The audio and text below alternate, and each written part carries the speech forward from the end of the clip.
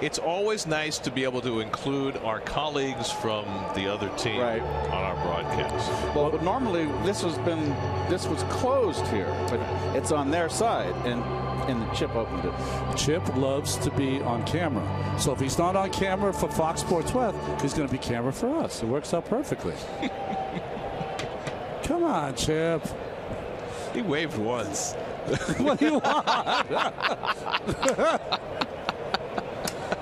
It's Chip and Joe Simpson and Tommy Glavine. Yes. Glavine's in there, yeah. Well, you know, when we come to these outdoor venues, there's usually something waiting for us. Gary always gets the first choice, by the way. Where's the first choice? Yeah, he does. Well, that's because, and I'm taking the red one because I already ate up all. They always leave me the pomegranate and the orange. And where's the grape? No more grape. Is that really pomegranate? It's pomegranate. It's okay. They make pomegranate Tootsie Pops. This is orange.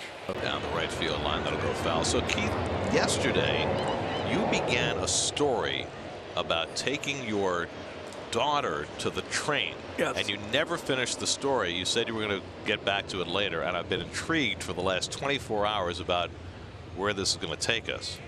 Well, I was number one contemplating whether I was going to take her or get up at 7 in the morning. We had a night game last night. Ball 4 right there, issued to Duffy. But she made the coffee in the morning. I had a little breeze of that aroma of the coffee, and I woke up. So I decided to be the good dad and take Melissa 7:15 to the Southampton train station. She was going back in the city. So I realized then that she's been driving my car over the weekend, and I was almost on empty. So I go over to the kids. They never fill the gas tank. And particularly the gas cards in the car, Melissa. And so I go get some gas. And I had to drive a little out of my way. And then I went in and got a newspaper as I was let the car pump the gas. And came back out.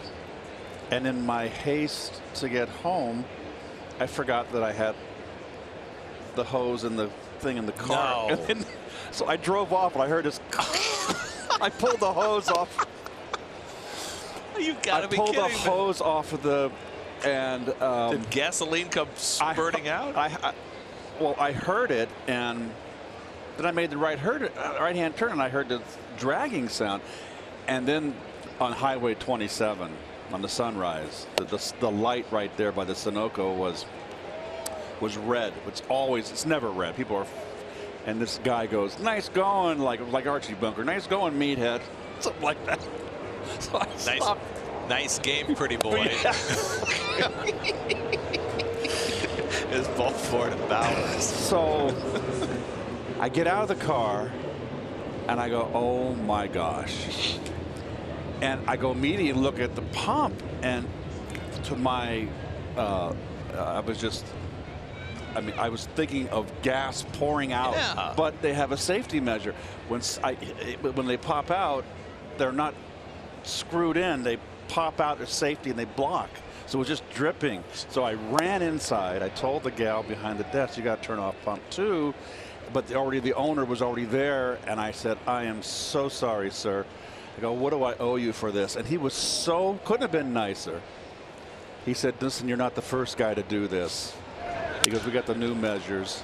Cron drives one on the left for a base hit, and everybody will move up a base, and that'll load him up with 1 out.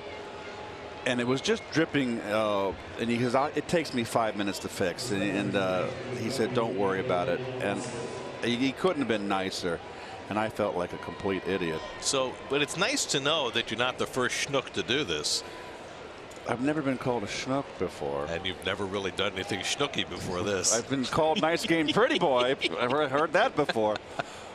But of course, I just hadn't had my coffee, and it brings back to mind when my brother had a summer job once in high school where he pumped gas.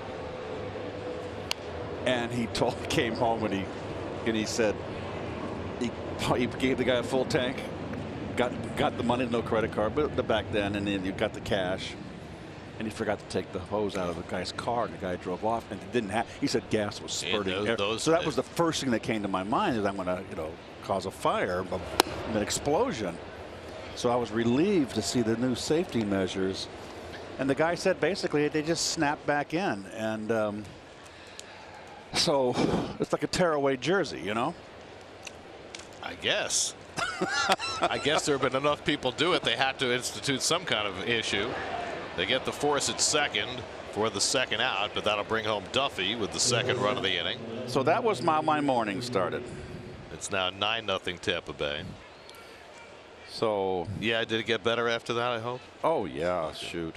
Came to the ballpark. I didn't make any more mistakes. And then I went to the dry cleaners. Didn't have to gas up, obviously. No, I would think not.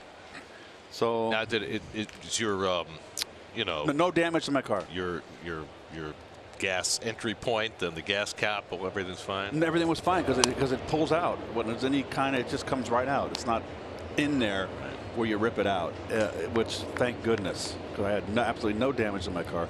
And I was just asked in the truck by our director Dan Barr if my daughter got to the train station. I got the gas after I dropped her off. So at the station, so she wasn't involved in this. But there you go. There you have it. Did she apologize for not having put gas in the car and forcing you into this embarrassing incident? I don't want to make her feel bad. She doesn't know. She knows now. Echeverria fouls one off. I just thought I'd share. It's 9-0. Well, I appreciate you finishing the story. You're bumbling analyst here.